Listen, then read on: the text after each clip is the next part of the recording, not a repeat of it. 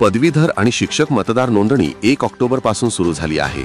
यामध्ये आतापर्यंत इचलकरंजी विधानसभा मतदारसंघातील केवळ 34 पदवीधर आणि 297 शिक्षक मतदारांनी नोंदणी केली आहे। एकूणच या मतदार नोंदणीला अत्यल्प प्रतिसाद मिळत आहे।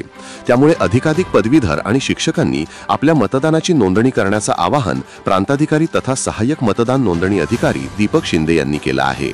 राज्यात सर्वत्र पदवीधर आणि शिक्षक मतदार नोंदणीचं काम सुरू झालंय। त्या अंतर्गत 1 ऑक्टोबर पासून इचलकरंजी विधानसभा मतदारसंघातील नवीन मतदार यादी बनवण्याचं काम सुरू आहे। त्यासाठी ऑनलाईन आणि ऑफलाईन सुविधा उपलब्ध करून देण्यात आली आहे। मात्र नोंदणीला मतदारांचा अल्पसा प्रतिसाद आहे। गेल्या निवडणुकीवेळी इचलकरंजी मतदारसंघात 1026 शिक्षकांची तर 5938 पदवीधरांनी नोंदणी केली होती।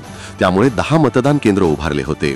यंदा मतदार नोंदणीसाठी 3 उपायुक्त, 2 सहाय्यक उपायुक्तांसह 6 अधिकाऱ्यांची नेमणूक केली असून ऑफलाईन अर्ज संबंधित अधिकाऱ्यांच्या कार्यालयात जमा करावयाचे आहेत, तर ऑनलाईनसाठी स्वतंत्र लिंक उपलब्ध करून दिली आहे।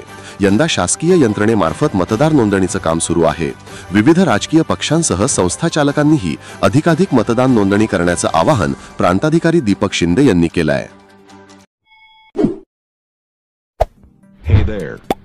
Subscribe to my channel and also press this bell icon.